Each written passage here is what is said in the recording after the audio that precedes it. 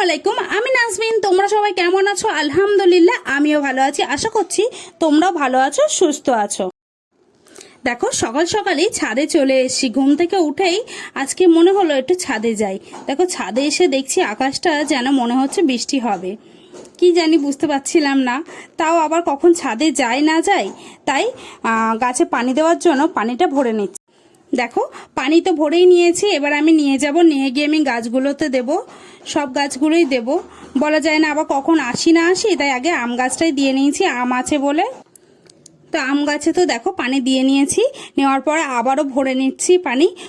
সব গাছে দেবো না, কয়েকটা গাছে দেবো যেগুলোতে ফল আছে, ওই জন্য পানি ভরে নিলাম। দেখো নিয়ে যাচ্ছি। তো আমি ভাবলাম যে ড্রাগন গাছে ফল আছে যেহেতু, ওই জন্য ওতে অল্প করে দেই।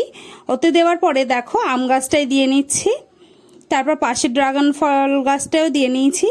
তো এইভাবেই আমি ছাদের কাজ মিটিয়ে নিচে চলে আসি। দেখছি আম্মু সকালবেলা ঘুগনি করেছিল আর স্যালাড দিয়ে দিল, তার উপর চানাচুর দিয়ে দিয়েছে, দিয়ে আমাকে বললো খেয়ে নিতে। আমি তো মহা খুশি, হঠাৎ করে আমি তো জানি না, একদম সারপ্রাইজ দিল বাপি আমাকে, ভাইকে, পুরো আম্মু সারপ্রাইজই দিয়ে দিল। তো তারপর আমি দেখো এটাই পেয়ে তো খুবই খুশি যে সকালবেলা হবে, এটা আমি বুঝতে পারিনি না আসলে, যেটা না জানা থাকে। তো এটাই আমরা সকালবেলা ব্রেকফাস্ট করলাম। আজকে বিকালবেলা কয়েকজন আত্মীয় এসেছিল, ওই জন্য বাপি দেখো এই সন্দেশগুলো নিয়ে এসছে, এই সন্দেশগুলো নিয়ে এসছে। তো এইগুলো হচ্ছে এক এক করে সাজিয়ে দেবো। এইগুলো নিয়ে এসেছিল, আর একটা সন্দেশও এনেছিল, মনে হয় 4-5 রকমের সন্দেশ এনেছিল। তো ওইগুলো তো সাজিয়ে দিয়ে আসা হয়েছে, সেটার ভিডিও আর আমি নিতে পারিনি। তারপর দেখো ফলটা শিয়ানি কেটে নিয়েছে, কেটে নিয়ে এরকমভাবে সাজিয়ে দিয়েছে।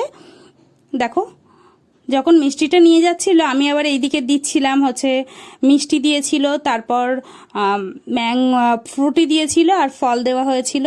তার সঙ্গে এই যে ডিম সিদ্ধ করেছিল আম্মু, ডিম সিদ্ধ দেওয়া হয়েছে। তো ডিম সিদ্ধগুলো কেটে প্লেটে রেখে দিয়েছে, নুন মরিচ একটু পরে দিয়ে নেবে। দেওয়ার পরে তারপর আত্মীয় স্বজন তো চলে গেছে। আত্মীয় স্বজন চলে যাওয়ার পরে তারপর দেখো ছোট মামুনিদের হচ্ছে মিষ্টি দিয়ে আসছি, ছোট আনি আর বড়াব্বার জন্য মিষ্টি ওপরে দিয়ে আসছি। দেখো ওপরে আমি নিয়ে যাচ্ছি, তারপর সেজো মামুনিদেরও দিয়ে আসবো। ছোট আনিদের দিয়ে আসার পরে আম্মু দিয়ে দিল, বললো সে আনির দিয়ে আয়, তো সেজো মামুনিদেরও দিয়ে আসলাম। দেখো দিয়ে আসার পর বিকালবেলা আমি ওপরে আসবো যখন, আম্মু বললো সবজির খোসাগুলো নিয়ে যা, তো আমি ছাদে এসে দিয়েছি। তারপর বালতিতে আমি ঢেলে দেবো, ঢেলে একটু পানি দিয়ে দেবো সবজির খোসাটা পচানোর জন্য। তো আমি রেখে নিয়েছি, রাখার পর তারপর একটু ছাদে এসে দেখছি দেখো 1-2 ফোঁটা করে বৃষ্টি হয়েছে, খুব জোরে আসেনি, হালকা বৃষ্টি হয়েছে। তো এসে ছাদে এসে আমি দেখছিলাম কোন ফলগুলো না পেকেছে। এসে দেখছি এই ফলটা বেশ পাকা পাকা ভাব হয়েছে, দেখে তো বেশ ভালো লাগছিল। এখনো সেই কালারটা এখনো আসেনি। তো তারপর আমি আরো গাছগুলো দেখছিলাম যে কোনটা পেকেছে, কিরকম কালার হয়েছে না হয়েছে। ওইটা তো দেখলাম যে পাকেনি। তারপর পাশেরটা চলে এসেছি, পাশেরটা এসে দেখছি দেখো কালার চলে এসেছে। তারপর এই ফলটা দেখো সাইজটা অত বড় হয়নি, কিন্তু ছোটোর মধ্যে ভালোই লাগছে। তারপর পাশেরটাও দেখছি একটু বড় হয়েছে সাইজে, কালারটা কিন্তু বেশ ভালো এসছে। এখন পারা যাবে না, এখনো 2-3 দিন লাগবে পারতে। দেখো দুটো ফল তো পেকে গেছে, তারপর ওই পাশের একটা ডালেও একটা ফল পেকেছে। দেখো এই ফলটার কালারটা কিন্তু বেশ সুন্দর এসছে, আমার তো বেশ ভালো লাগছিল। দেখো হলুদ গাছের হচ্ছে টবের ভিতরে অনেকগুলো ঘাস জন্মেছিল, তো সেইগুলোই আমি তুলে নিয়েছি, কারণ ওইগুলো রাখলে তো হলুদ বড় হবে না, ওই জন্য আমি তুলে এইগুলো ফেলে দেব। দেখো ফেলে দেওয়া হয়ে গেছে। তারপর ফেলে দিয়ে আসার পর আমি ভালো করে হাতটা ধুয়ে নিচ্ছি, দেখো কারণ তুলতে গিয়ে মাটি টাটি লেগে গেছে, ওই জন্য ধোয়ার পরে তারপর নিচে চলে এসেছিলাম। নিচে এসে দেখছি আম্মু চপ বানিয়েছে। কিসের চপ? চিকেন আর পেঁয়াজ টিয়াজ দিয়ে কেমন একটা চপ বানিয়েছে। এটা কিন্তু আম্মু সবসময় বানিয়ে থাকে। তো দেখো আমি এটা নিয়ে ঘরে চলে এসেছি। তা আম্মু তো সবাইকে দেওয়া হয়ে গেছে, তারপর আমি বোনেদের সাথে একটু গল্প করছিলাম, আমার আসতে দেরি হয়ে গেছে বলে, তাই আম্মু আবার ও ডাইনিং টেবিলে রেখে দিয়েছিল। তা আম্মুরা সবাই ঘরে বসেছিল বলে আমিও চলে আসলাম ঘরে। তো ঘরে এসে আমিও টেস্ট করবো যে আম্মু কেমন বানিয়েছে। বেশ কিন্তু গরম গরম ছিল। বিকালবেলার না টিফিনটাই হবে এই যে চপটা দিয়ে, চপটা কিন্তু বেশ ভালো হয়েছিল, একদম চিকেনে ভরপুর ছিল, খুবই ভালো হয়েছিল। আর আমার এত ঝাল লাগছিল, তো দেখো তারপর আমি খাওয়া দাওয়া করছিলাম টিফিনটা। আর বাইরের যে শব্দটা হচ্ছে ওটার জন্য কিছু মনে করো না, কারণ পাশের বাড়ি কাজ চলছে, ওই জন্য বাইরে এত শব্দ লাগছে। তো টিফিনটা কিন্তু আমার বেশ ভালো লেগেছে। তা আমাকে আমি বলছিলাম মাঝে মাঝে কিন্তু এরকম টিফিন বানাতেই পারো। তো তারপর রাত্রে হয়ে গেছে, রাত হয়ে গেলে তারপর দেখো অনেকটাই রাত হয়ে গেছিলো।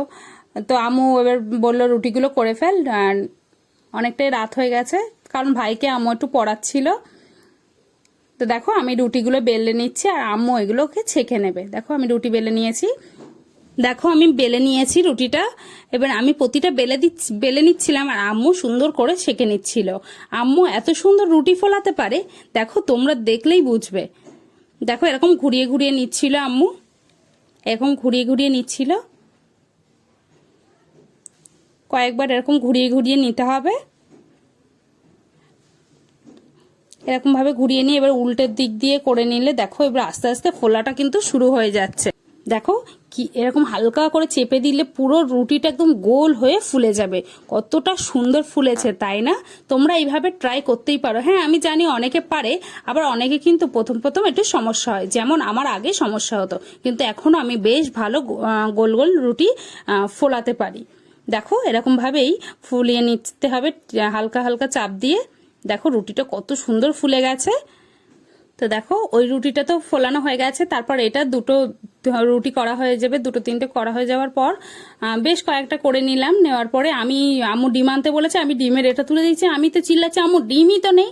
তারপর আম্মু বলছে তুলে দেখ, তারপর তুলে দেখছি যে নিচে রেখে দিয়েছে। আমি তো একদম অবাক হয়ে গেছি, ডিম শেষ হয়ে গেছে, তাহলে ডিম আনতে বললো কেন?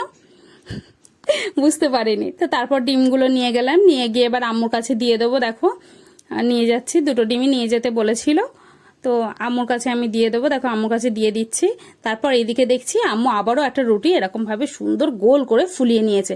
আমার কাছে কিন্তু বেশ ভালো লাগে, আর ফোলা ফোলা রুটি খেতে বেশ ভালো লাগে, একদম নরম হয়, খুবই ভালো লাগে। এইভাবে কয়েকটা আম্মু ছেঁকে নিল। তারপর আম্মু সবাইকে দিয়ে আসতে বললো, আমি সবাইকে তো দিয়ে দিলাম রুটি।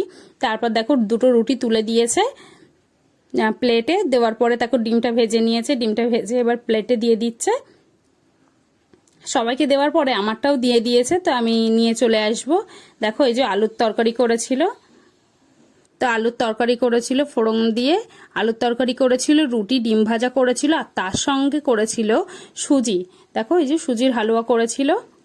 তো এইটা দিয়েই আমি রাত্রেবেলা ডিনারটা কমপ্লিট করব। দেখো সুজি দিয়ে খেতে দেখছি, সুজিটা একদম হালকা মিষ্টি হয়েছিল, বেশ ভালো হয়েছিল খেতে, আর নরম নরম রুটির সাথে বেশ ভালো লাগছিল। তো এইভাবে খাওয়া দাওয়া করছিলাম। তারপর তরকারি দিয়েও একটু খেয়ে দেখলাম কেমন লাগছে। এইভাবে প্রতিটা খাওয়া দাওয়া করছিলাম। দেখো ডিম ভাজা দিয়ে খেয়ে দেখছি, আমার কিন্তু সব থেকে সুজির হালুয়া আর ডিম ভাজা দিয়ে খেতে বেশি ভালো লাগছিল।